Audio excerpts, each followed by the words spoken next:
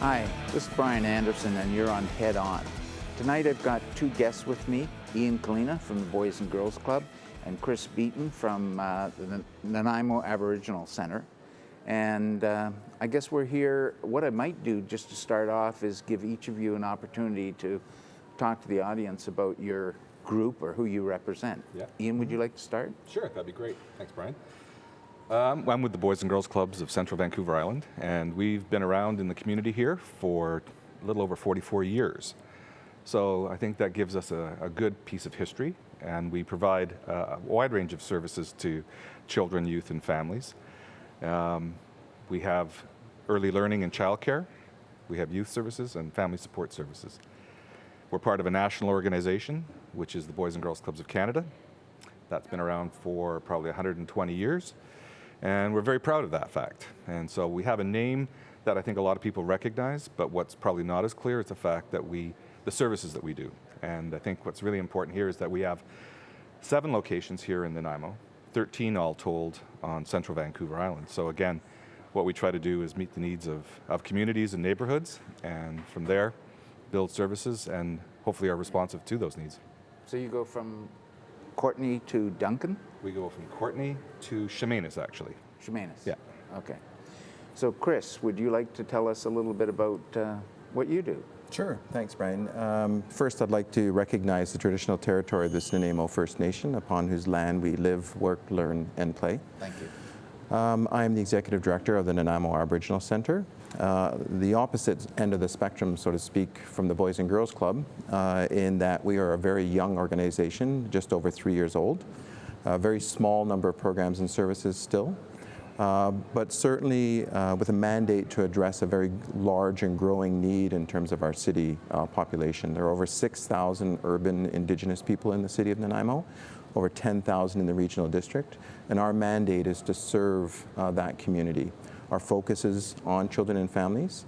Our focus is on education, and more specifically on early childhood education. So I can see when you're saying children and families that obviously there's a connection there, but is there more of a connection?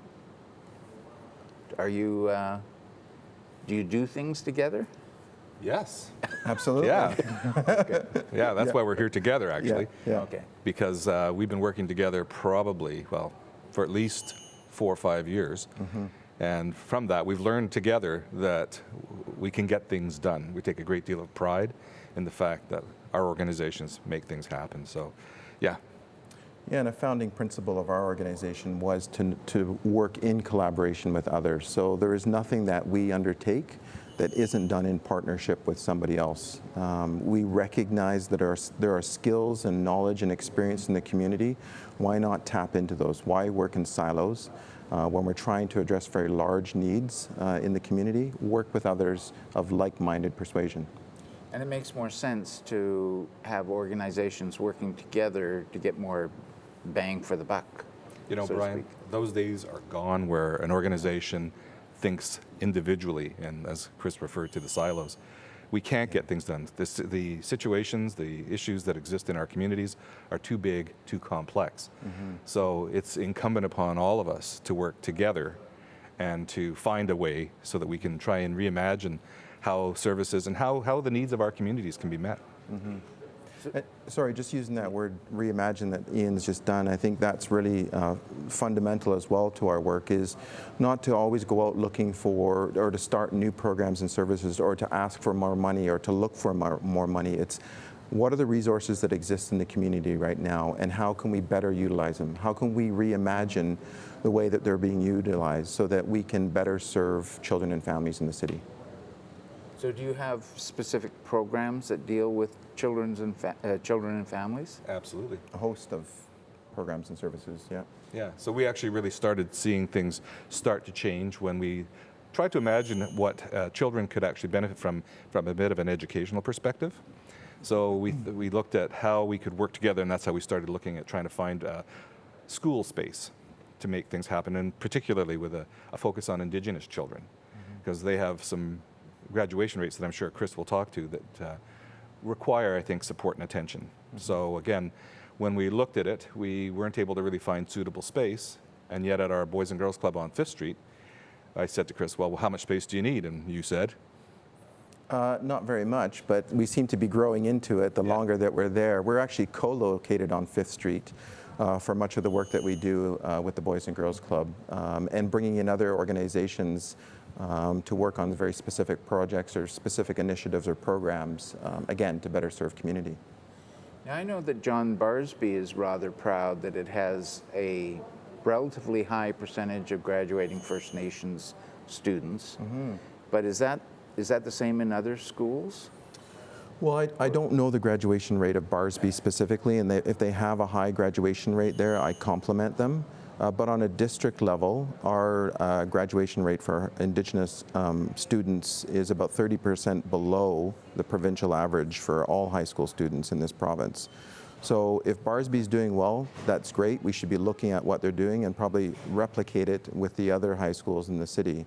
As Ian mentioned earlier, it is an issue though, and it's the focus that we have, is increasing those graduation rates. It's been done in other communities. It's been done by working in collaboration between organizations and public agencies. And so we're trying to apply those lessons that have been learned in other communities as well. Okay. So that's good now, but it doesn't necessarily talk about families. How are you working to improve families? Well, I think, again, when you take a look at some of the key issues for families today, childcare. So Boys and Girls Clubs, our Boys and Girls Club, is the largest group licensed childcare provider on Vancouver Island. And I think we have a responsibility to become more and more sensitive and more adaptable to the needs of families. They're constantly changing. There's a high proportion of single-parent families here in Nanaimo. Yes. And what's also a bit more vexing is the fact that there's a high proportion of poverty, child poverty, which is not about the child itself, it's about the family. So those are, some of the highest in the province, some of the highest in Canada. So again, you're not going to solve complex problems like that as a single organization. No, and I mean, as a city, we have the lowest annual average income in the province. So, I mean, that's a big problem. Yeah. We've got lots of sort of depressing statistics in our city and our region, and to some degree in our province as well, around child poverty. But I think there's some really good work happening in the city. Not just our work, but if the graduation rate is going up at Barsby, that's something that we should commend the school district around. But there are some good initiatives happening in our city that we need, I think, to take the time to celebrate once in a while. Sometimes I think when we look at the news, it tends to be what's bad, as opposed to celebrating the successes that we've got. Yeah. Well, I think in our busy day-to-day lives as well, and as we're developing new programs or addressing needs, we often say to each other and to our community partners, we need to take the time to breathe and to celebrate some of our progress, because we are making progress. We can see it, we hear it from the children, we hear it from the parents. We just need to take that time to celebrate it. So literacy still remains an issue, whether it's Indigenous or non-Indigenous. Absolutely. But if you look at areas of vulnerability that are measured by the Human Early Learning Project out of UBC, it's actually the higher rates of vulnerabilities around social and emotional levels. And so our students are going to school, starting kindergarten, going through elementary programs without as much skill in that social and emotional kind of paradigm, I guess. Is that right? Paradigm that they should. And so much of our work focuses on those areas. Literacy important, physical health important, but we're making decent strides as a province in those areas. It's the social emotional which are still quite a challenge, and in particular here in the city. Now we could get into a whole different story, because I guess there's some people would say that we're becoming disconnected because we're using technology everybody's checking on their Facebook as opposed to sitting down and having a conversation. And maybe that's part of that, but again, it gets back to the family interaction. If there's more interaction, then people are more socially adept. I think when you face economic challenges, though, and these families today have to have two parents typically working. Sometimes parents are working 3 and 4 jobs. So when they have to try and get a handle on what's going on with their children and how do they support their children, then they've got some real challenges, as you were just saying. And so just trying to make ends meet is a big enough issue. And I think the interesting thing for Nanaimo is that there's going to be a lot of drivers economically for how are we going to attract the right businesses, how are we going to attract skilled individuals to this community. Because as Chris said, and I think it's really true, we don't want to be focused just on what may be the unpleasant sort of story, because there's obviously really good things going on here. And I think a lot of times people tend to focus on what they perceive to be a silver bullet, but really the reality is there are no silver bullets. It's all incremental little steps. Yeah, rolling up your sleeves and getting things done. Yeah, I often refer to them as pieces in a jigsaw puzzle. But there are definitely, while there may not be silver bullets, there are definitely lessons to be learned from other communities that are achieving the success that we would like to see here in Nanaimo. Those graduation rates. There are districts in this province that have over 90% high school graduation rates. How are they doing that? What have they done? Who have they brought to the table for those conversations? And what sort of long-term commitments have they made to be able to address those issues? So that maybe not silver bullets, but there are definitely pieces of that puzzle that we can learn from other communities and bring to this community as well. Kind of formulas. Yeah. And it's that like work. not necessarily reinventing the wheel, but learning from successful programs. Yeah, and you asked about the programs that we're in and how we work together. So we knew that, again, trying to help children, some children that obviously aren't necessarily really thriving in a traditional school environment. So we figured, and certainly the research shows, you wrap services around the actual student. So we looked at how we could provide, and we do have this at our 5th Street location. We have a publicly funded school at our 5th Street location that's K to grade 5. And what's really nice about it is we actually bring before and after school care around there. We have daycare to help parents and their children get acclimatized to the kind of smaller learning environment that becomes more individualized to their needs. Maybe this is slightly off topic, but if you have, I assume that would be a very small percentage of the student enrollment in the school district. Do you get any funding from the school district? It's a publicly funded elementary school program funded through the Ministry of Education, just like any other public school in the province of British Columbia. Okay, so it's not necessarily School District 68's budget, but No. a different budget. Okay. That's right. That's right. And as Ian is saying, it's the only elementary school program that sits inside of a Boys and Girls Club in the country. And so it's quite a unique model that we're having other communities now looking at us and saying, how did you do that? What type of success are you having? What are your challenges? And what might be learned from what you're attempting to do in Nanaimo? It's quite a unique project. And you're prepared to share? Absolutely. Only if we have to. Absolutely. And I think what's really indicative of the work that we're doing, and particularly the staff at the school, Nisika Kamtaks, is that in June, we finished that month last school year with 15 students. This year we have 28 students. So we've seen growth. And my question to our staff recently was, where did that growth come from? How was it achieved? And the response is word of mouth. Parents are starting to talk about the success that their students are having, their children are having, and telling other parents. And we're getting great referrals for other families. Oh, that's good. One of the interesting things about Nisika Kamtaks is the fact that it's got a strong Indigenous culture piece to it. So elders are coming in. There's we actually had drums built, and the kids have drumming sessions. So there's a way to get a much richer cultural experience by coming to this particular classroom. A lot of, again, children that struggle in school often aren't even eating properly.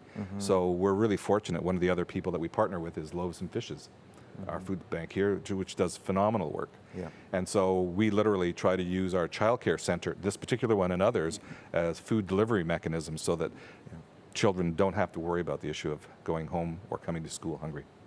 Okay. Now, when you mention the economic aspect, does housing fit a role in that? Because Nanaimo's got a bit of a challenge, like all communities, with housing affordability. It's a great question, Brian. And I think when we link it back to education, recognizing that in a school year, a student spends 20% of their entire year inside of a classroom, 80% at home and in community. So if we're not addressing those needs in community and at home, then we're missing the mark. How do we expect a child to focus on learning if he or she knows that their family is about to be evicted, or they haven't had a good meal in the last 2 or 3 days? So we need to look at the child's life and that child's family and that child's community to be able to allow that child to be successful in education. Housing is an absolute necessity. We have not built affordable housing for families in this city since 1998. By that, you're talking about a complex. Yes. Okay. Yeah. We have built affordable housing units in the city, a number of them, very successfully, some great organizations doing that work. Like Habitat. Habitat for Humanity, Nanaimo Affordable Housing, I'm going to forget the Haven Society. There's lots of organizations doing great work, but not focused on families. So that's a definite need in our community. So Nanaimo Affordable Housing has a place on Wallace, a big, rather big building, but that's not for families, that's for... On Wallace, I think that's Canadian Mental Health, the newest one that went up about 4 years ago. I think that's Canadian Mental Health Association that manages, administers that program or that facility. But it's not family units. They're all suites, bachelor suites, essentially. There may be some one bedrooms there, but smaller single units. Now, does the province have money available for affordable housing? Because... Oh, it's funny you should ask that. I'd just like to even preface it, because recently the Mayor of Toronto went to the federal government and said that he, along with all the other major cities in Canada, are saying there's a affordable housing crisis. Incomes that families have, so again we look at the economics, are not rising. And so you look at just what the price of a house is here in Nanaimo alone. It's a significant barrier. So he said that they want the federal government to invest $12 billion in affordable housing, because it is in Toronto, in Vancouver, here on the island, it is a crisis. So yes, I think it's really important that we look at affordable housing in a different way. And certainly that's part of our agenda, is how do we actually continue to make things happen. And I'll have to say, Boys and Girls Clubs, our organization, was not focused on housing at all. We haven't done anything just yet, but through our relationship with the Aboriginal Centre and Chris, then we're looking at, again, getting down to making some things happen. So maybe part of that is being part of the conversation with other people that are mandated to provide or supply or look after affordable housing. Absolutely. Sorry, it goes back to collaboration again, right? How do we build housing that provides affordable, safe, clean units for families? But then how do we offer supports? Because the provincial government has announced, up to $855 million in new affordable housing dollars in this province over the next 5 years. $500 million was just announced a couple of weeks ago by the province of British Columbia. But what those monies don't provide is ongoing supports for any families living or any individuals living in those housing units. So how do we as a collective, again, comes back to community, comes back to collaborative approaches. How do we reimagine existing resources to meet the needs of those tenants who are now moving into newly developed housing units? Now, that brings me to another issue, because the city has committed to, and I forget the name or the word for, but it's to do with certain housing, one's out by McGurr, but there's a couple other locations in Nanaimo that... It was a Housing First program that the city signed on to in partnership with BC Housing in 2008 with the creation of 5 new housing projects. And it essentially, again, it was sort of a Housing First program. It was supported housing, so those facilities, except for one, have ongoing supports, 24-hour staff. And essentially what they were trying to do with that program is to allow folks who have multiple barriers to housing, who in some ways or in some cases are street entrenched, to have their first home in some time, a safe, affordable, clean home to move into. And that was that program and that relationship that was signed on to in 2008. Now, is that for families, or is that more for individuals? For the buildings, were for singles. The last building, the last property on Bowen Road was just awarded to us through the City of Nanaimo. So we are going to be building, in partnership with a number of different organizations, including the Boys and Girls Club, 25 units of family housing, the first of its kind since 1998 for this city. So whereabouts on Bowen Road? I want to go by a lot. Right, 1406 Bowen Road, right across from the Quarterway Pub. So it's a long strip, a 1 acre site that was just provided to our organization to build housing. BC Housing's come to the table with some project development funds, and we expect an answer in the next month or so on final approval for construction dollars.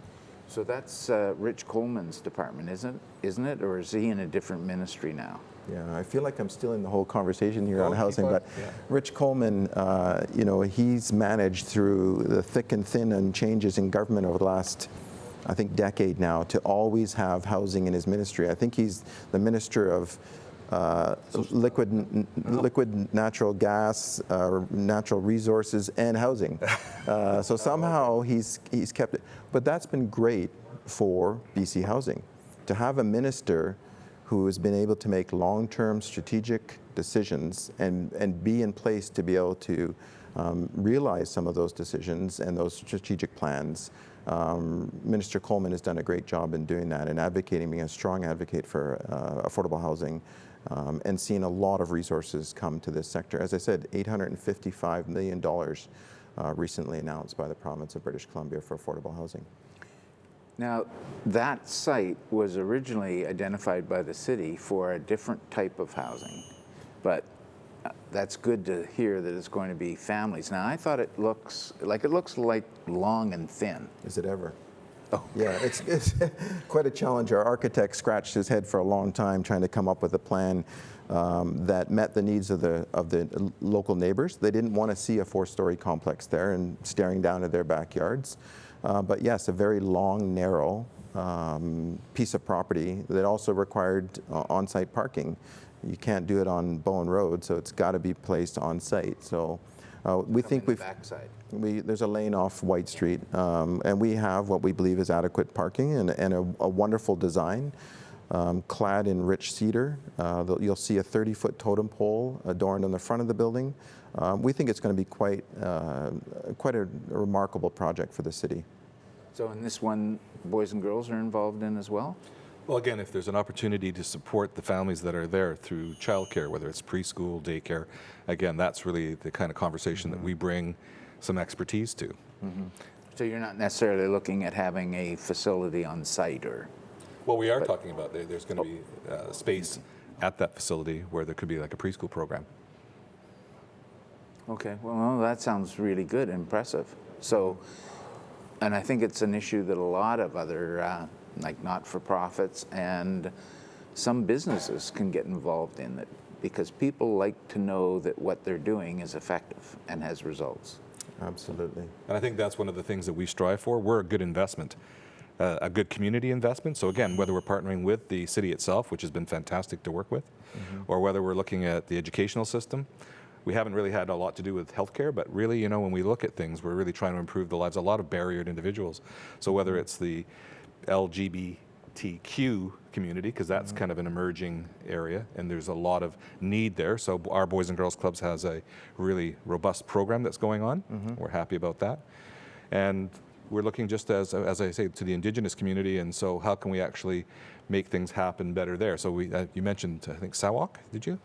No, we didn't. It might be another show. It might have to be for another show. But we just opened a new community-based grade 8 to grade 12 alternative education program with now almost 40 students enrolled in our program. That's just opened up 3 weeks ago. So storefront.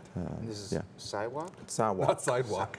Sidewalk? Sawak, which is just off the sidewalk on Estevan Road. Yeah. It's my Anglo accent. Yeah, no, it's actually, Yeah. I can see why you'd say it. Yeah. Okay.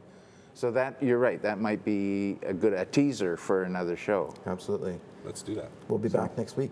Yeah. Well, I'm not on next week. Oh, okay. But what I can do is give a very small commercial at this time, because Liz Hines will be here next week, and welcome our viewers to come and see.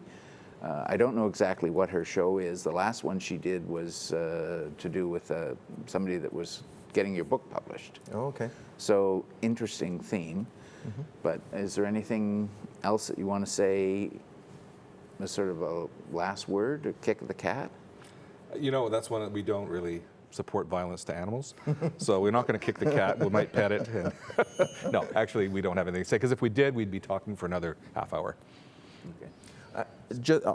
I'll take advantage of the last minute and a half to just say, you know, hats off to Ian and the Boys and Girls Club and their board of directors and the other community organizations that we work with. As I said earlier, we're 3 years old. We've made some great progress in community, but it wouldn't be achievable without the collaboration and the partnership of others. I appreciate that. Good ending. So thank you for coming. Thank you. Thanks for having us, Brian. Ian Kalina, Chris Beaton. And if you have any ideas for Head On, if you want to submit a topic for discussion, or if you want to be discussed, you know, we'll show an email address below. I think it's going to show up down here somewhere. And we'd like to see your suggestions, and hopefully we'll run across something that we can do for you. Anyway, thank you. And thank you. Thank you very much. Thanks.